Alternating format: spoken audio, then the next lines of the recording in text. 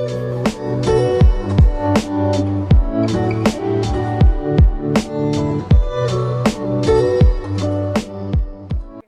Morning student, आज हम करें यूनिट 5 स्टार्ट। यूनिट 5 जो है हमारी वो है मैग्नेटिज्म।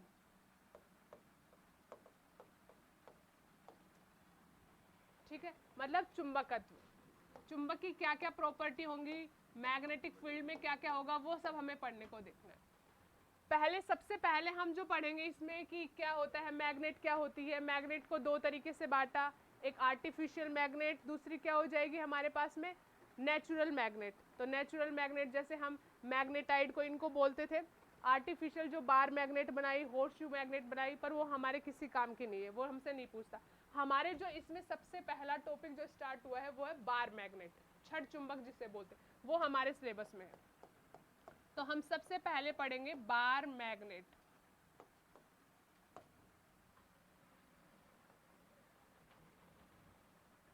जिसे हम बोलेंगे छड़ चुंबक। क्या होगी हमारे पास में बार मैग्नेट, रोड शेप में होगी ये। इसके दो पोल्स होंगे, ठीक है, एक नॉर्थ पोल और एक साउथ पोल। बेसिकली हमें इसकी प्रॉपर्टीज के बारे में पढ़ना है। ठीक है, इसकी क्या होगी, पोल स्ट्रेंथ होगी। पोल स्ट्रेंथ हमारे पास में यहाँ तो क्या होगी प्लस एम, और यहाँ क्या होगी माइनस एम। पोल स्ट्रेंथ को हम एम से डिनोट करेंगे। बेसिकली अगर बात करें तो जो इलेक्ट्रोस्टैटिक्स में हमने चार्ज के लिए पढ़ा है ना, उस चार्ज की जगह बस क्या आ गया है, एम आ गया है, जिसे हम क्या बोलेंगे पोल स्ट्रेंथ। बाकी सारा कंपैरेटिवली वही चलेगा जो हमने इलेक्ट्रोस्टैटिक्स में पढ़ा है। यहाँ पर पोल स्ट्रेंथ है एम। ठीक है, तो एम को हम बोल सकते हैं ध्रुव सामर्थ्य, पोल स्ट्रेंथ।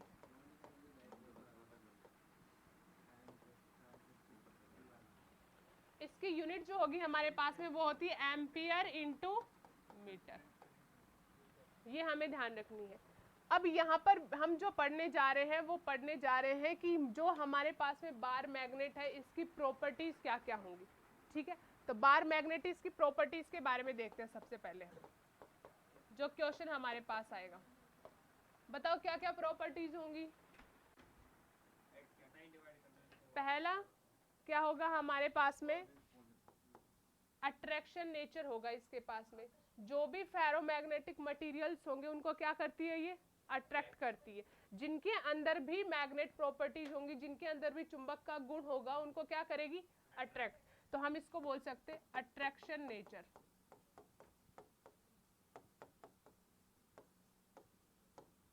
ठीक है, दूसरा हमारे पास में इसके पास रहेगा डाइपोल नेचर। डाइपोल नेचर का मतलब क्या होगा कि ये हमेशा पोल्स के रूप में रहेगी। चाहे तुम इसके कितने भी टुकड़े कर दो, हमेशा जितने टुकड़े करोगे हर एक टुकड़े में नॉर्थ पोल और साउथ पोल साथ रहेंगे। मतलब बोल सकते हैं कि सिंगल पोल का कोई एग्जिस्टेंस नहीं होगा। ठीक है, तो हम यहाँ पर बोल सकते हैं कि नो एग्जिस्टेंस ऑफ सिंगल पोल।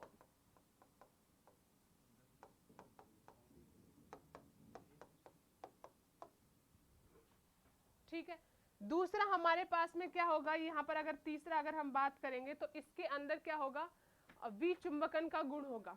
मतलब मैग्नेटिक प्रॉपर्टीज का लॉस होने का भी रहेगा। कि जैसे जो मैटर हमारे पास में बार मैग्नेट है ना, तो उसको हम क्या करेंगे कि टाइम के साथ में या इसको कूट दिया, पीट दिया, ऊपर से गिर गया, तो इसके क्या होगी मैग्नेटिक प्रॉपर्टीज का लॉस होगा। तो जिसे हम बोलते हैं विचुंबकन का गुण, मैग्नेटिक प्रॉपर्टीज का लॉस होना। तो लॉस ऑफ मैग्नेटिक प्रॉपर्टीज।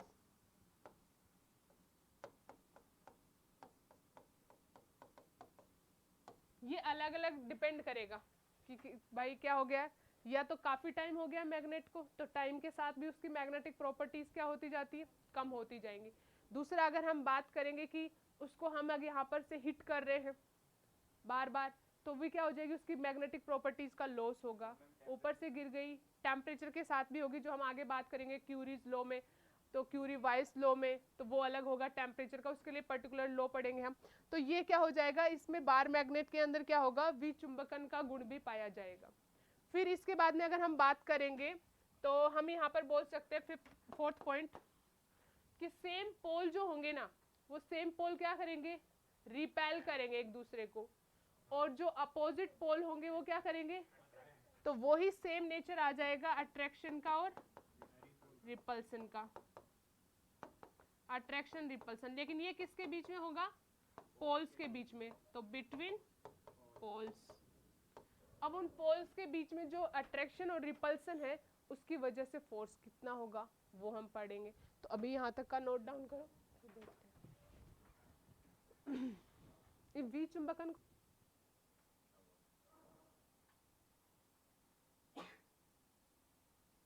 ये गायब हो गया बीच में, अट्रैक्शन नेचर।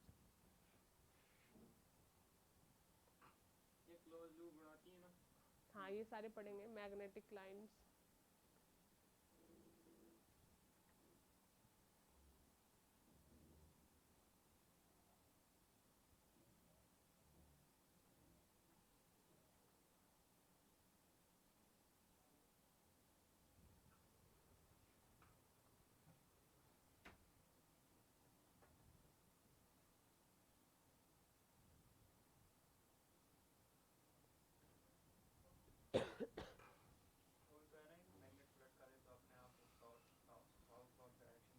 हाँ वो डायरेक्शन प्रॉपर्टी, डायरेक्शन प्रॉपर्टी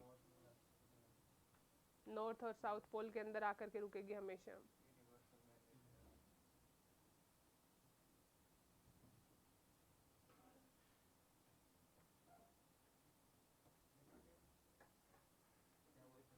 द्विचुंबकन को क्या बोलते हैं, नहीं मिला, लिख लिया ना।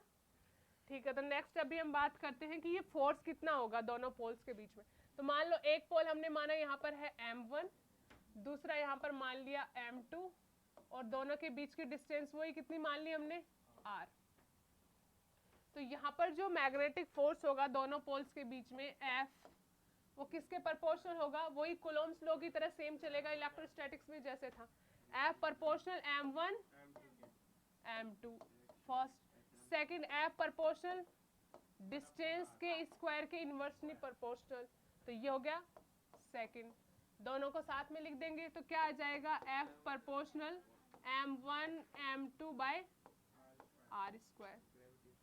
वही हम यहाँ पर प्रोपोर्शनल हटाएंगे, कांस्टेंट आएगा, F बराबर k डैश बोल देंगे यहाँ पर क्योंकि हम वहाँ पर k ले रहे थे, और हो जाएगा m1 m2 upon r square. तो ये फोर्स होगा दोनों पोल्स के बीच में। डिपेंड करेगा कि दोनों पोल सेम नेचर के हैं या अपोजिट नेचर के। सेम नेचर के वे जब तो क्या हो जाएगा, रिपल्सन, अपोजिट नेचर के वे तो क्या होगा, अट्रैक्शन। ठीक है, अब ये k डैश क्या होगा यहाँ पर, वहां पर भी हमने k डैश की वैल्यू निकाली थी, तो k डैश की वैल्यू यहाँ पर क्या होगी, म्यू नॉट अपॉन 4 पाई। ठीक है, या फिर हम इसको क्या बोल सकते हैं, 10 की पावर -7, और यूनिट क्या हो जाएगी, न्यूटन पर एम्पियर स्क्वायर। ये तुम्हें ध्यान रखना है। ये कैसे आई है ये हम बात करेंगे अभी। फिर इसके डायमेंशन, जैसे कि हमें पता है कि m की जो यूनिट है पोल स्ट्रेंथ की, m यहाँ पर है पोल स्ट्रेंथ, ध्रुव सामर्थ्य, जिसकी यूनिट होगी हमारे पास में ampere into metre. Pole strength से अगर बात करें तो इसका मतलब है कि जो दूसरी जो मैग्नेट है ना, उसको अपनी तरफ अट्रैक्ट करने की जो पावर है ना इसकी, उसी को हम क्या बोलते हैं, पोल स्ट्रेंथ। तभी तो वो किसी भी मैटर को क्या करती है, अपनी तरफ अट्रैक्ट करती है। तो अट्रैक्शन का जो इसके पास में नेचर होता है वो इसकी पोल स्ट्रेंथ की वजह से ही होता है, क्योंकि इसके पोल्स पे क्या होती है, किसी दूसरे मैटर को अट्रैक्ट करने की क्या होती है, पावर होती है। तो ये हो गया एम्पियर इंटू मीटर। वैल्यू रख दो, के डैश की हमें यूनिट निकालनी है, रखो, क्या हो जाएगा, F into R square upon m1 m2, F into R square, K dash की वैल्यू निकाली, यूनिट देखो फोर्स की न्यूटन, और आर की कितनी हो जाएगी, metre square, m1 m2 ampere into metre का स्क्वायर। ओके, आ गई हमारे पास newton into metre square upon ampere का स्क्वायर इंटू मीटर का स्क्वायर। मीटर स्क्वायर से तो क्या बचा, न्यूटन पर एम्पियर स्क्वायर, तो न्यूटन पर एम्पियर स्क्वायर। यहाँ से क्या निकाल सकते हो, इसकी डायमेंशन। म्यू नॉट, अब यहाँ पर क्या है ये चीज और पता कर लेते हैं, म्यू नॉट क्या होगा, मैग्नेटिक परमिबिलिटी, चुंबकीय पारगम्यता जिसे हम बोलेंगे, ठीक है। तो ये क्या होगी, मैग्नेटिक परमिबिलिटी, चुंबकीय पारगम्यता। इसकी भी यूनिट क्या होगी, क्योंकि दोनों की यूनिट सेम होगी, नीचे तो क्या है कांस्टेंट क्वांटिटी है, तो इसकी भी यूनिट क्या हो जाएगी, न्यूटन एम्पियर स्क्वायर। और अगर इसकी बात करेंगे तो इसकी यहाँ से मैथमेटिकल वैल्यू भी निकाल सकते हैं, 4 पाई इंटू 10 की पावर -7।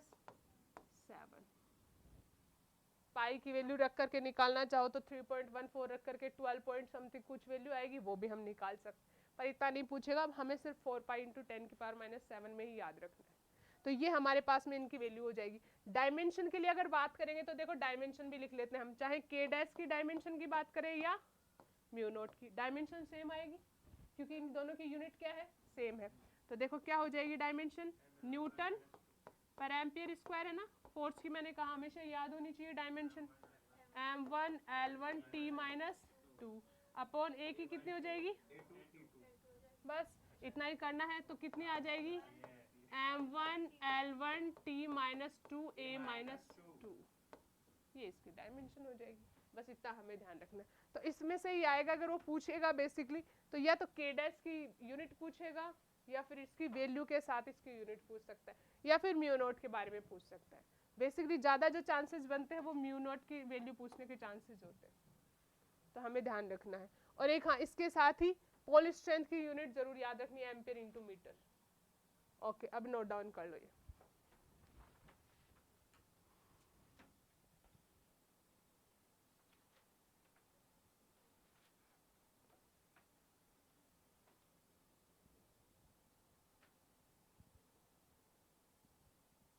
तुम्हारा एग्जाम और मेरे एग्जाम साथ साथ ही होंगे, तुमसे पहले मेरा एग्जाम हो जाएगा, अच्छे से दे के आना, प्रैक्टिस स्टार्ट कर दो, प्रैक्टिस से ही तुम्हें फायदा मिलेगा ज़्यादा।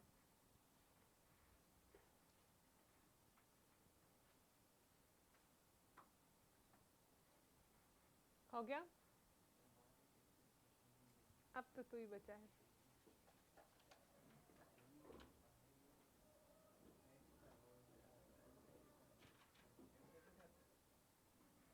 क्वेश्चन सीधे होंगे बस, लेकिन तुम्हें थोड़ा सा, ठीक है, हो गया, ओके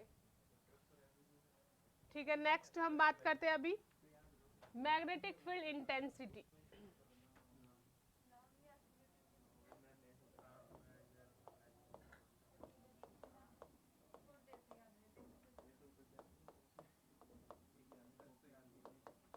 मैग्नेटिक फील्ड इंटेंसिटी भी यहाँ पर हम देख लेते हैं पोल की वजह से, जिसे हम किससे डिनोट करेंगे, बी से। ये क्या होगी, एक पोल की वजह से होगी, एक पोल है, इससे किसी पॉइंट पी के ऊपर हम क्या देखते हैं कि इसकी पोल स्ट्रेंथ कितनी है, तो वो इसकी क्या होगी, मैग्नेटिक फील्ड इंटेंसिटी होगी। तो इसका जो हमारे पास में फॉर्मूला होगा, दो केसेस में बनेगा। एक तो हम लिख सकते हैं फोर्स की टर्म में, बी का अगर हम फॉर्मूला यहाँ पर लिखें तो दो फॉर्म में लिखेंगे। पहला अगर फोर्स की टर्म में लिखेंगे तो B बराबर होगा F अपॉन M, जैसे इलेक्ट्रोस्टैटिक्स में पढ़ा हमारे पास E बराबर F अपॉन Q, यहाँ पर F अपॉन M। यहाँ से अगर दूसरा हम यहाँ पर बात करेंगे तो किसकी टर्म में होगा, फाई की टर्म में होगा, तो B बराबर क्या आ जाएगा, फाई अपॉन A, मतलब मैग्नेटिक फ्लक्स अपॉन एरिया। तो यहाँ से भी हमारे पास एक फॉर्मूला निकल करके आ सकता है, ये हम पढ़ेंगे क्योंकि हमने पढ़ना है अभी डी फाई बराबर बी डॉट डी एस, ये हम आगे पढ़ेंगे अभी जब, तो ये वहां से ही निकाल लिया गया, फाई बराबर बी इंटू ए, और यहाँ पर बी बराबर फाई अपॉन ए, यहाँ से यूनिट निकालने के लिए।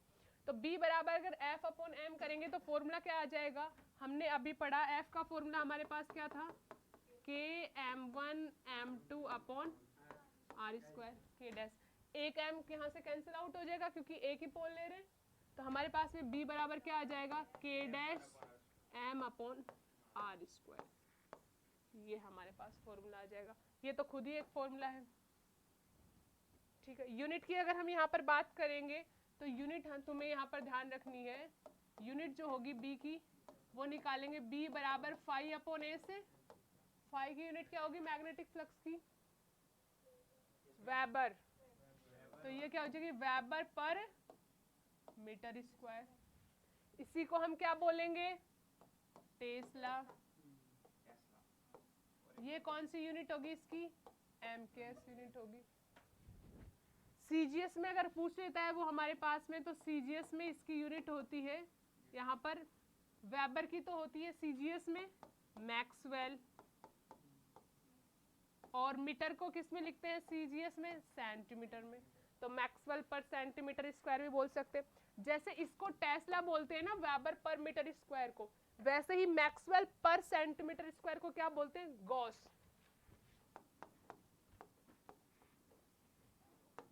अब इन दोनों के बीच में हमें रिलेशन पता होना चाहिए। वो पूछता है कि एक टेस्ला बराबर कितने गॉस होंगे हमारे पास में, तो 1 टेस्ला बराबर क्या होगा 10 की पावर 4 गॉस। ये तुम्हें याद रखना है। वेबर में और मैक्सवेल में भी पूछ लेता है, तो वो हमें याद रखना, एक वेबर बराबर होता है 10 की पावर 8 मैक्सवेल। ये हमें दोनों चीजें पता होनी चाहिए। ये मैग्नेटिक फ्लक्स की यूनिट है वेबर, तो मैं यहाँ पर लिख भी देती हूँ कि वेबर जो है हमारे पास में है वो है यूनिट ऑफ फाई, जिसे हम मैग्नेटिक फ्लक्स बोलते हैं। ठीक है, तो ये इस तरीके से हमें ये दोनों रिलेशन पता होने चाहिए कि टेस्ला में और गॉस में क्या रिलेशन होगा और वेबर में और मैक्सवेल में क्या रिलेशन होगा। बस यही है। ये इसी वेबर पर मीटर स्क्वायर को क्या बोला जाता है टेस्ला। बार बार हमारे पास में अगर क्वेश्चंस आते हैं तो वो टेस्ला ही लिख करके देगा कि मैग्नेटिक फील्ड 1 टेस्ला है 2 टेस्ला है, तो इसी तरीके से हमें ध्यान रखना। अगर उसने ये बोल दिया सीजीएस यूनिट में गॉस, तो हमें पता होना चाहिए कि उसको टेस्ला में कैसे कन्वर्ट करेंगे।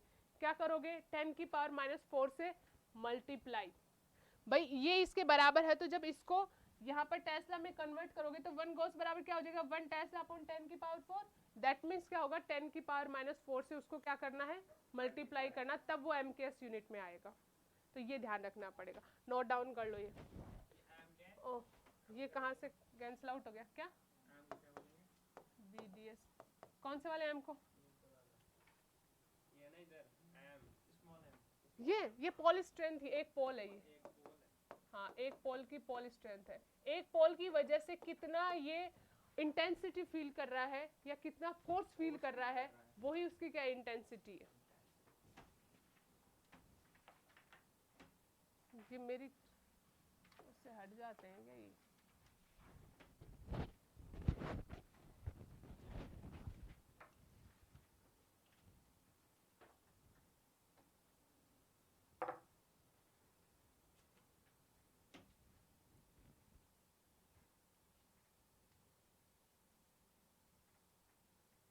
ये इसको डिस्टेंस बोल सकते हैं, आर डिस्टेंस पे किसी पॉइंट पे निकाल रहे हैं।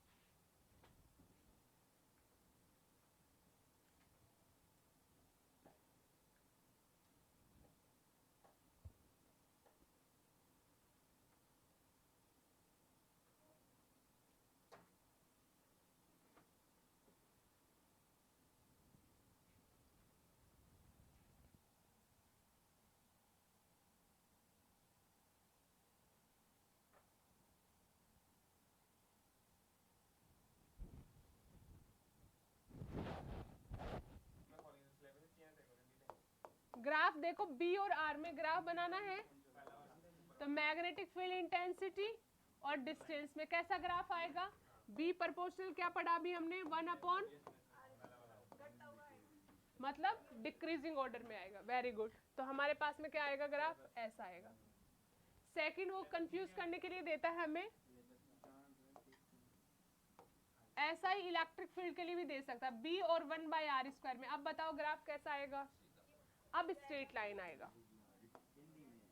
अगर ओनली आर के साथ देता है तो डिक्रीजिंग, और 1/r² के साथ देता है तो स्ट्रेट लाइन।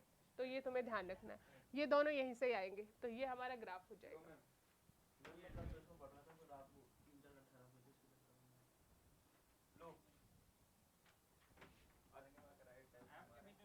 नहीं नहीं एफ के बीच में नहीं पूछता वो बेसिकली।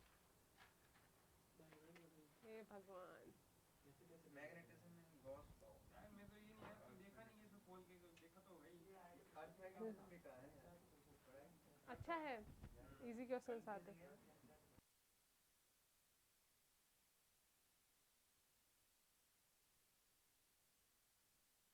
बात करते हैं इसकी दूसरी प्रॉपर्टी के बारे में। तो एक आती है डायरेक्टिव प्रॉपर्टी, दिशा निर्देशन का गुण।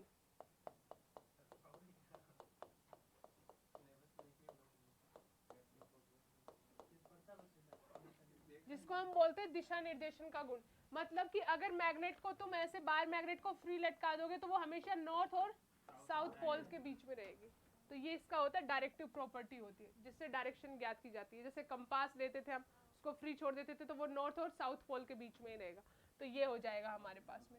सेकंड, हम यहाँ पर अगर बात करें तो मैग्नेटिक फील्ड लाइंस, ठीक है, तो हम यहाँ पर बात करेंगे मैग्नेटिक फील्ड लाइंस, चुंबकीय क्षेत्र रेखाएं। डायरेक्शन पता होनी चाहिए हमें। ये बार मैग्नेट है, north pole south pole. North pole पे पोल स्ट्रेंथ क्या होती है? चुप हो जाओ, अब देख लो इधर।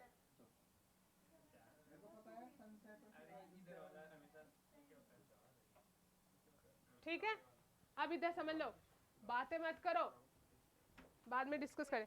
तो देखो अभी हम पढ़ रहे हैं मैग्नेटिक फील्ड लाइंस। तो हमारे पास में वही नॉर्थ पोल और साउथ पोल, ठीक है। इस पे क्या होगी पोल स्ट्रेंथ प्लस एम, इस पर minus m. Magnetic field lines की डायरेक्शन क्या होगी? नॉर्थ पोल से, लेकिन ये कब होगी? Outside the magnet. मैग्नेट के बाहर तो क्या रहेगी? हमेशा नॉर्थ से साउथ की तरफ। गुड, ये रहेगी।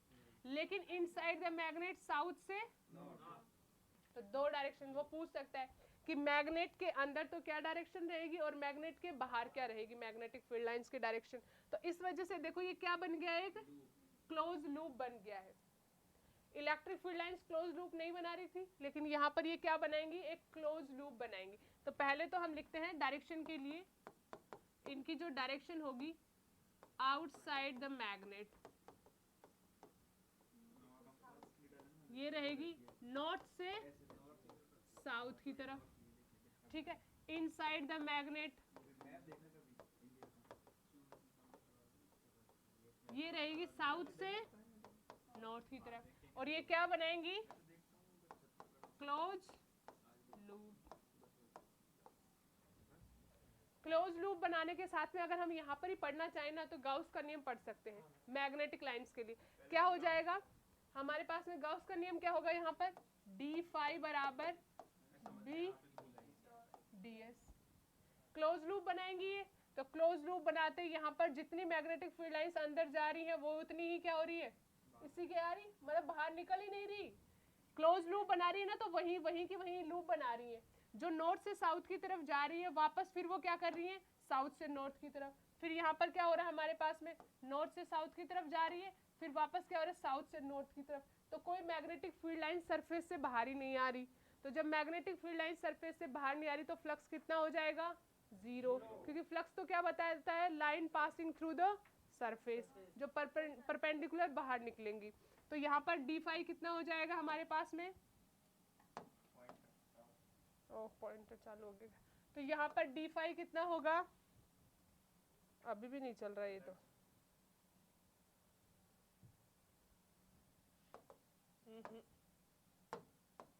हाँ अब ठीक है, ठीक है। तो अब देखो यहाँ पर क्या हो जाएगा? डी फाई इसका मतलब कितना होगा? जीरो। और ये हमेशा ही होगा, क्योंकि जो हम पढ़ रहे थे गाउसियन जो सरफेस के लिए, या फिर ये गाउस का लॉ जो पढ़ रहे हैं वो क्लोज सरफेस के लिए होगा। और क्लोज सरफेस के लिए हमेशा यहाँ पर जो मैग्नेटिक फील्ड लाइंस होंगी क्लोज लूप बनाने की वजह से कोई लाइंस बाहर नहीं आ पाएगी। दैट मीन्स क्लोज सरफेस के लिए मैग्नेटिक फ्लक्स क्या होगा? हमेशा जीरो होगा। तो हम लिख सकते हैं d phi zero, Gaussian flux की वजह से। ऐसा क्यों हुआ? क्योंकि हमारे पास में क्या होती है? सिंगल पोल तो एग्जिस्ट नहीं करता, और जब सिंगल पोल एग्जिस्ट नहीं करता तो दोनों पोल्स पास रहेंगे, तो क्लोज लूप बनाएंगे लाइंस, तो कोई मैग्नेटिक फ्लक्स नहीं होगा।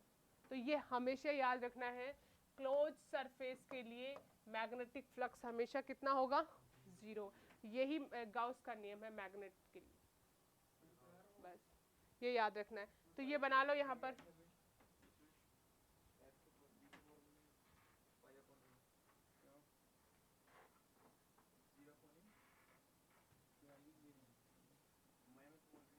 ये गाउस का नियम है, लिख लो चाहे इसको यही की यही, क्योंकि हाँ इसको अलग से नहीं लिखाने की जरूरत है।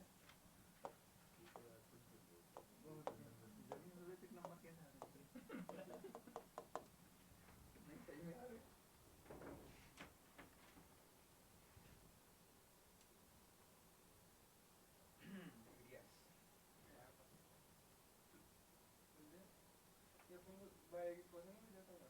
हाँ, बायो में क्वेश्चन में देखा तो मुझे क्या क्वेश्चन निकाल रहे हैं हिंदी में था, मेरे को समझ नहीं आया।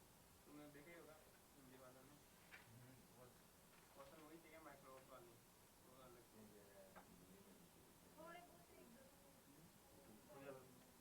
हो गया ना? चलो नेक्स्ट इसमें लिखो, नेक्स्ट प्रॉपर्टी होगी इफेक्टिव लेंथ, प्रभावी लंबाई।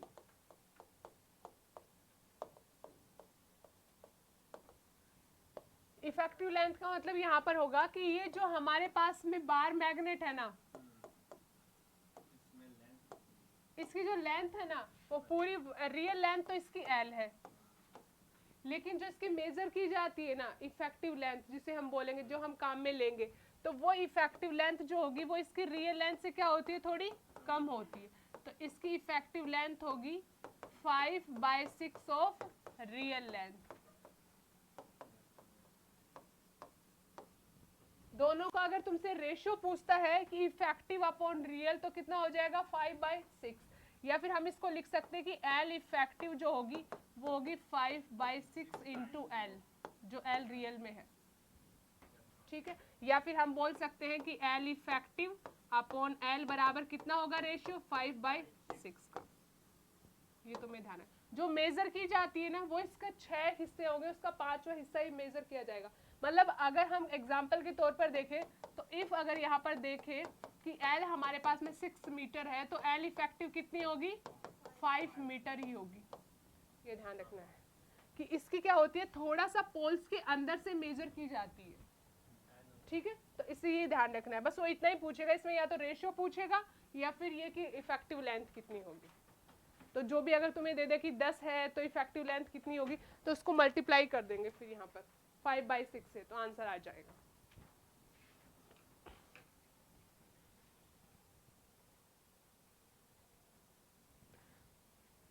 मुझे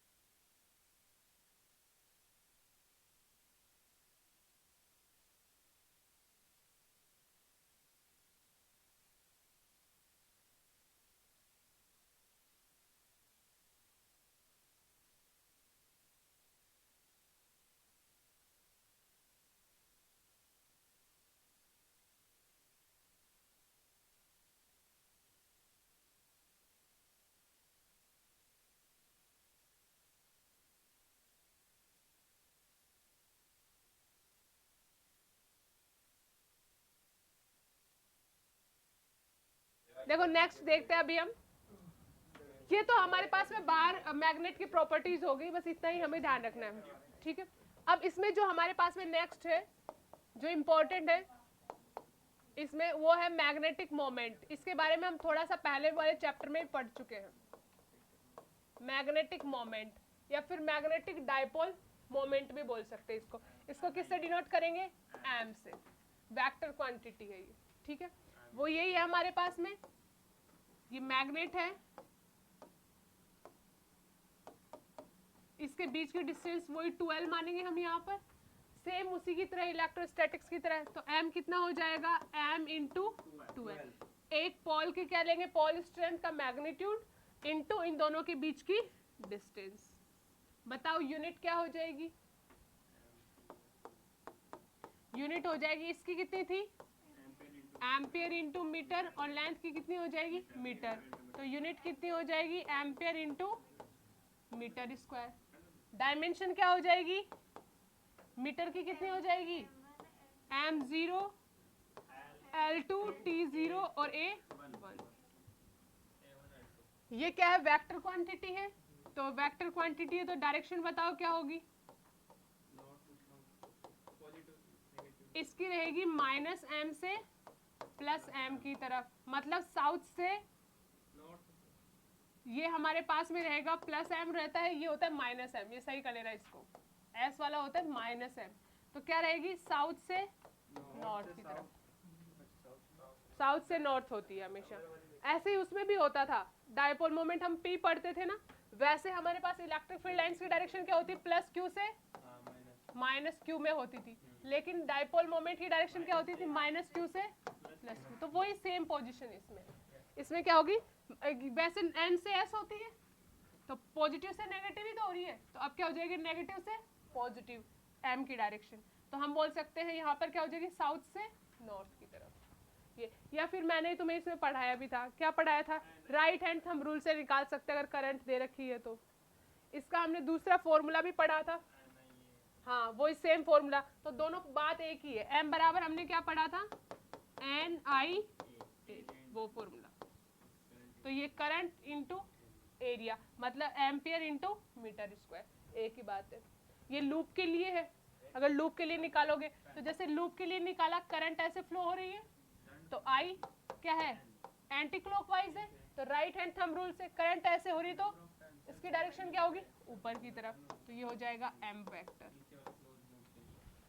तो ये तो हम देंगे लूप के लिए राइट हैंड थंब रूल से, और वैसे बार मैग्नेट के लिए बात करेंगे तो क्या हो जाएगी? ये साउथ से नॉर्थ की तरफ। तो ऐसे ध्यान रखना है। तो इसमें से एक क्वेश्चन पूछ सकता है तुमसे वो।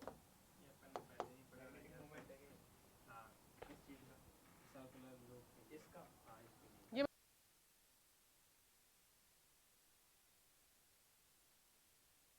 हम कंपैरेटिवली स्टडी करते हैं अभी। इलेक्ट्रोस्टैटिक्स में क्या था और यहाँ मैग्नेट में क्या है, ठीक है। तो हम बात करते हैं यहाँ पर इलेक्ट्रोस्टैटिक्स की। एक पेज में बना लो ये टेबल पूरी की पूरी। ये मैग्नेटिक फील्ड में या मैग्नेटोस्टैटिक्स भी बोल सकते हैं। फर्स्ट पॉइंट, इसमें चार्ज के लिए बात हो रही थी। क्या था हमारे पास में? Q1 या Q2 r डिस्टेंस पे रखे हुए। तो सबसे पहले हमने क्या निकाला था? इसमें फोर्स निकाला था कूलोम्स लॉ के अकॉर्डिंग। तो F कितना आया था? Fe बराबर था K Q1 Q2 upon r square. K की वैल्यू 9 इंटू 10 की पावर 9, और यूनिट न्यूटन मीटर स्क्वायर पर। Very good. अब यहाँ पर इसमें बात करेंगे तो क्या कर रहे हैं? दो पोल्स के बीच में बात कर रहे हैं। डिस्टेंस वही इन दोनों के बीच की कितनी है हमारे पास में? r है। अब देखो यहाँ पर फोर्स हमारे पास में कितना हो जाएगा? K dash Q1 sorry M, K dash M1 M2 upon r square. K dash की वैल्यू कितनी है? 10 की पावर -7 न्यूटन पर एम्पियर स्क्वायर। ये हो गया हमारे पास में फोर्स हो गया। सेकेंड हम बात करेंगे इलेक्ट्रिक फील्ड इंटेंसिटी की। कितनी थी? E बराबर या तो F अपॉन क्यू बोलो या फिर के क्यू अपॉन आर स्क्वायर। ठीक है, ये हो गया हमारे पास में। यूनिट क्या थी इसकी?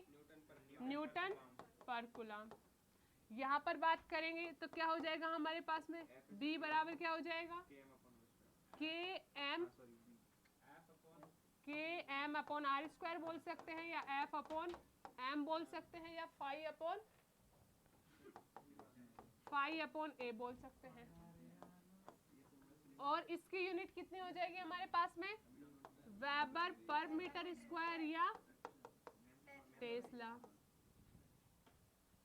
ठीक है, ये हो गया हमारे पास में। तीसरा हम यहाँ पर बात करेंगे, हमारे पास में ये हो गया, ये हो गया, ई हो गया। अब क्या बात करेंगे? पोटेंशियल के लिए हम यहाँ पर बात नहीं करें क्योंकि पोटेंशियल इसमें है नहीं। हम यहाँ पर बात कर सकते हैं, हाँ ये लिख सकते हैं।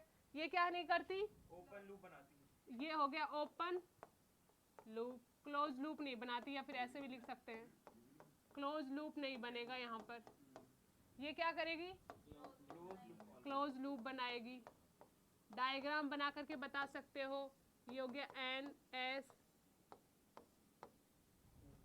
ठीक है, इसमें यहाँ पर अगर बनाएंगे प्लस क्यू और माइनस क्यू के बीच में, तो क्या हो जाएगा? प्लस से माइनस की तरफ ही जाएगी, इधर प्लस से माइनस की तरफ ही जाएगी, माइनस से प्लस की तरफ नहीं आएगी। तो ये हम यहाँ पर बात कर सकते हैं। यहाँ पर लूप लिखा है तो हम क्या लिख सकते हैं? क्लोज लूप के लिए क्या हो जाएगा हमारे पास में? डी फाई बराबर क्लोज के लिए तो क्लोज इंटीग्रल लिखेंगे तो बी डॉट डी एस कितना होगा? 0। यहाँ पर अगर हम लिखेंगे तो क्लोज लूप के लिए 0 नहीं होगा, हो भी सकता है नहीं भी हो सकता, depends on the magnitude of charge. ठीक है, लेकिन ये इसमें हमेशा रहेगा क्लोज लूप के लिए।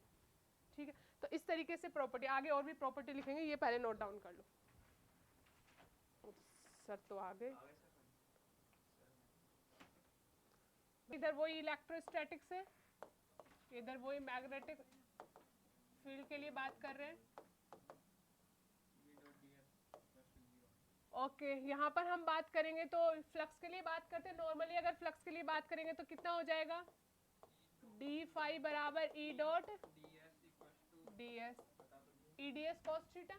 यहाँ पर बात करेंगे तो कितना हो जाएगा? डी फाई बराबर B dot d S. Electric field की जगह मैग्नेटिक फील्ड आ जाएगा। फिफ्थ अगर हम बात करेंगे डायपोल मोमेंट के लिए तो P कितना आ रहा था? Q into 2L। यहाँ पर कितना आ जाएगा हमारे पास में? M कितना आ जाएगा? M into 2L। ठीक है, फिर हम बात करेंगे टॉर्क के लिए तो टॉर्क यहाँ पर कितना आ रहा था? P इंटू ई वैक्टर, मतलब डॉट क्रॉस प्रोडक्ट आ रहा था जिसको हम क्या लिख रहे थे? PE sine theta. यहाँ पर देखो क्या आ जाएगा? P की जगह M आ जाएगा और E की जगह B आ जाएगा। भाई यहाँ इलेक्ट्रिक फील्ड है तो वहाँ क्या होगा? मैग्नेटिक फील्ड होगा। तो हम क्या लिख सकते हैं इसको? टॉर्क आ जाएगा यहाँ पर हमारे पास में M vector cross B vector, जिससे हम लिखेंगे MB sine theta. Torque vector quantity है तो ऑफ कोर्स क्या आएगा? क्रॉस प्रोडक्ट आएगा। फिर हम बात करेंगे यहाँ पर वर्क आ रहा था या फिर एनर्जी की बात करेंगे तो एनर्जी की बात करेंगे तो U बराबर क्या आ रहा था? माइनस में P vector dot E vector. तो यहाँ पर क्या आ जाएगा? 7th पॉइंट आ जाएगा U वेक्टर बराबर minus M vector dot B vector. M भी cos थीटा बोल सकते हैं इसको, डॉट प्रोडक्ट को, क्योंकि एनर्जी क्या होती है? Scalar quantity cos theta. इसको हम लिख सकते हैं PE cos थीटा।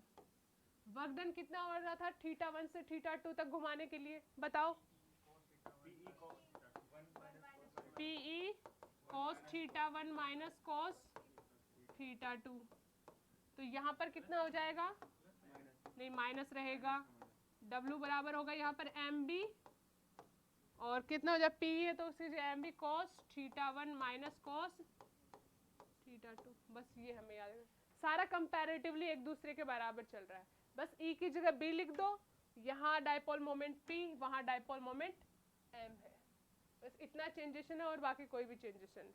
वहाँ चार्ज लिख रहे हैं, यहाँ पोल स्ट्रेंथ लिख रहे हैं, ध्रुव सामर्थ्य लिख रहे हैं। तो इस तरीके से हम दोनों को कंपैरेटिवली याद रख सकते हैं। और तो कुछ नहीं बचा ना, सारे आ गया। फोर्स आ गया, टॉर्क आ गया, ई आ गया, फाई आ गया, यू आ गया, डब्ल्यू आ गया। ठीक है, बेसिकली